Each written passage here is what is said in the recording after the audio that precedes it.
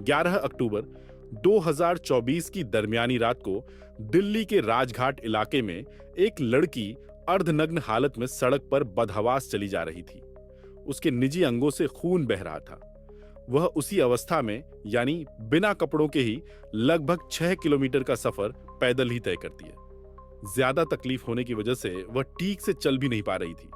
लेकिन सबसे अजीब बात यह है कि उस रास्ते से आते जाते राहगीर भी उस लड़की को ऐसी हालत में देख रहे थे।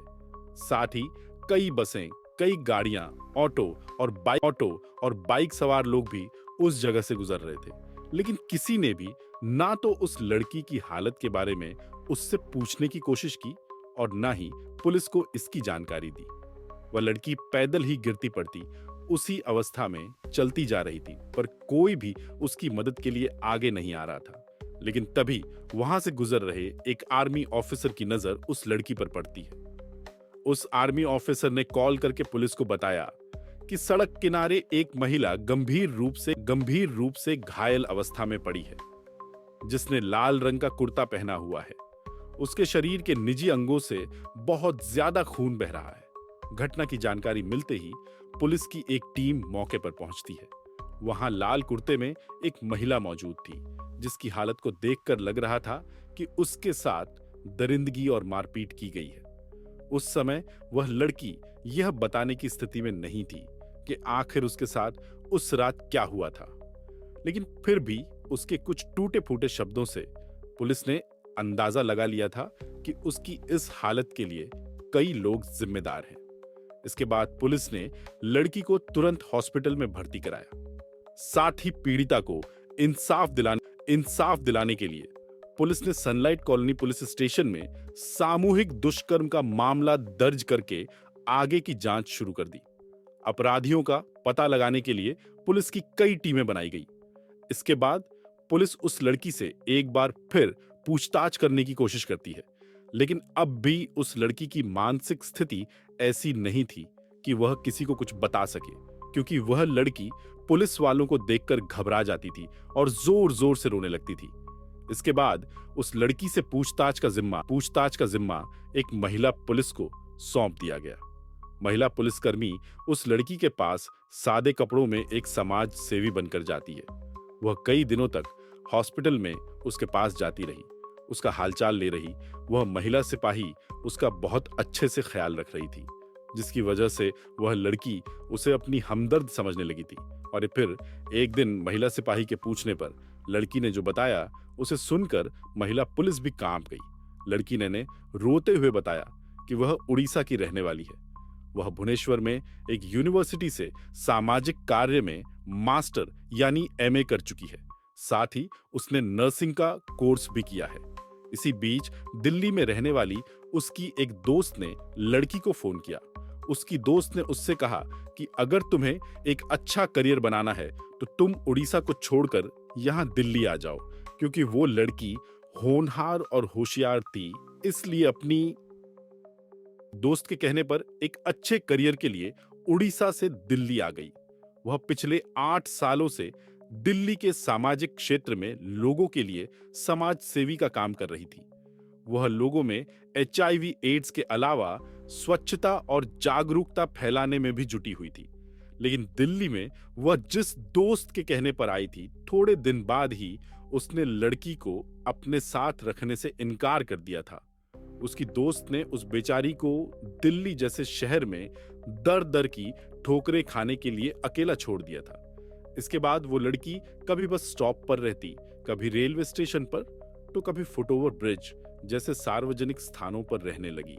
लेकिन 11 अक्टूबर की रात को जब उसे कहीं भी रात गुजारने का ठिकाना नहीं मिला, तो वह राजघाट इलाके में किसी आश्रय की तलाश में सुनसान रोड से गुजर रही थी। उसने बताया कि उसे कुछ धुंधला सा याद है। उसके साथ दरिंदगी करने वाले 3 लोग थे, जिनमें एक ऑटो ड्राइवर भी शामिल था। पीड़ित लड़की से मिली जानकारी के आधार पर पुलिस ने उस इलाके में जांच करनी शुरू कर दी। पुलिस ने सबसे पहले उस इलाके के ऑटो रिक्शा को चेक करना शुरू किया।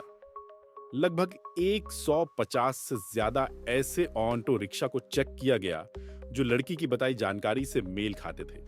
साथ ही पुलिस ने सराय काले खां से करीब 10 किलोमीटर के दायरे में रिंग रोड पर लगे सभी सीसीटीवी कैमरों को भी खंगालना शुरू किया, जिसमें पुलिस ने करीब 700 से भी ज्यादा सीसीटीवी कैमरों की फुटेज खंगाली ताकि आरोपियों तक पहुंचने के लिए कोई सुराग मिल सके। पुलिस ने उन फुटेज में देखे गए हर ऑटो चालक के घर जाकर उनके पड़ोसियों से भी पूछताछ की और उन सभी के बारे में जानकारी जुटाई। इसी तरह समय बीतता जा रहा था। इधर पुलिस भी पूरी मेहनत से जांच कर रही थी। आखिरकार इस घटना से करीब 21 दिन बाद पुलिस के हाथ एक सीसीटीवी फुटेज लगता है, जिसमें एक ऑटो ड्राइवर उस लड़की को रिंग रोड के किनारे पर फेंककर फरार होता हुआ दिखाई दे रहा था। लेकिन जब उस ऑटो के बारे में पता लगाने की कोशिश की गई तो पुलिस ने ना सिर्फ उस ऑटो बल्कि उसके ड्राइवर की भी पहचान कर ली थी। उस ऑटो ड्राइवर का नाम था प्रभु महतो।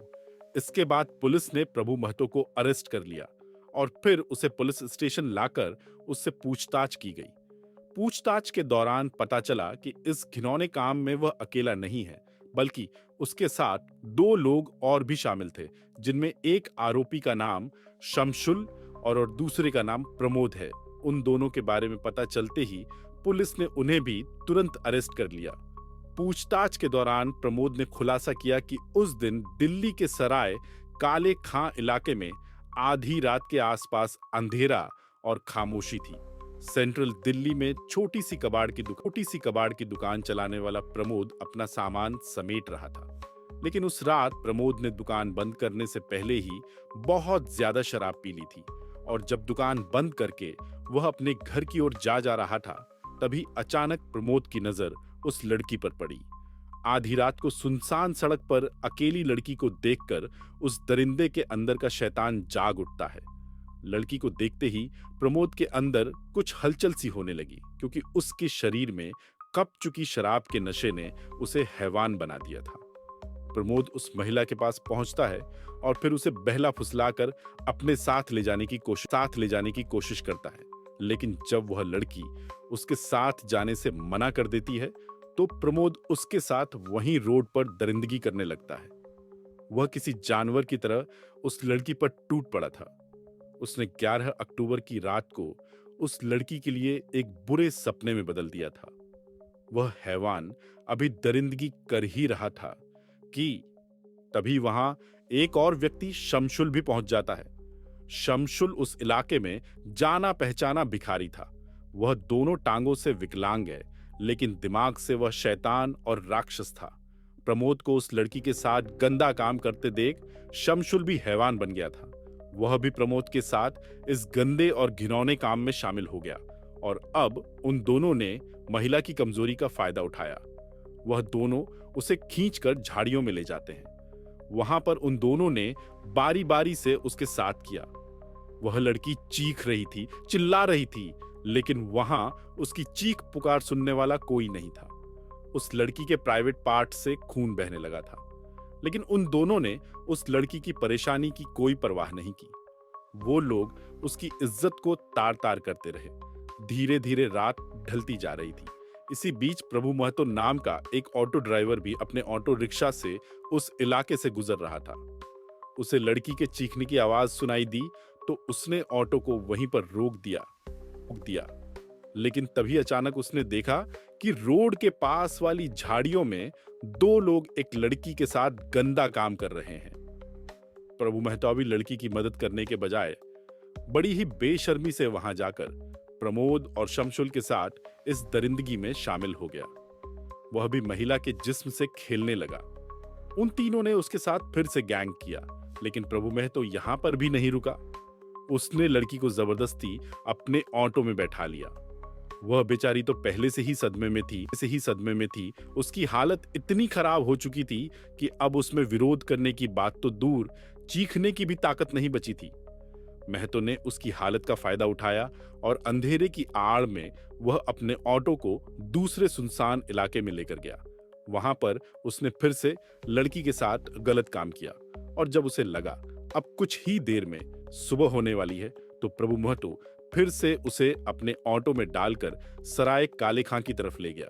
इसके बाद उसने एक सुनसान जगह देखकर लड़की को सड़क किनारे ऐसे फेंक दिया जैसे वो कोई फेंकने वाली चीज हो।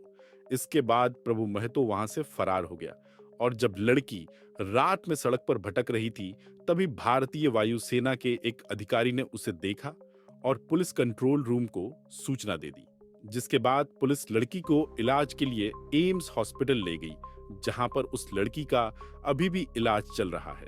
इधर पुलिस ने 21 दिनों तक चली जांच के बाद तीनों आरोपियों को अरेस्ट कर लिया था। साथ ही इस मामले से जुड़े अहम सबूत भी जुटाए गए, जो उन तीनों आरोपियों को कड़ी से कड़ी सजा दिलाने के लिए कोर्ट में पेश किए जाएंगे। साथ ही वारदात में इस्तेमाल किए गए ऑटो रिक्शा को भी जब्त कर लिया गया था।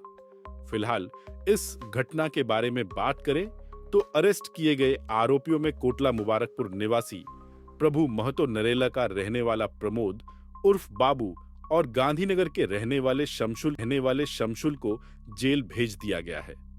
वैसे तो सजा देने का काम अदालत का है, लेकिन अगर उन तीनों पर अपराध साबित हो जाता है तो आपके हिसाब से उन दरिंदों को क्या सजा मिलनी चाहिए? दोस्तों, इस घटना को सुनाने का उद्देश्य किसी का दिल दुखाना नहीं है, किसी को परेशान करना नहीं, बल्कि आपको जागरूक करना है, आपको सचेत करना है। दोस्तों, इस पूरी घटना के बारे में आपकी क्या राय? कमेंट बॉक्स में जरूर बताएं। और अगर हमारी मेहनत पसंद आई हो तो इस वीडियो को लाइक करते हुए शेयर भी करें। अगर आपने अब तक चैनल को सब्सक्राइब नहीं किया है तो हमारे चैनल को सब्सक्राइब कर लीजिए। धन्यवाद।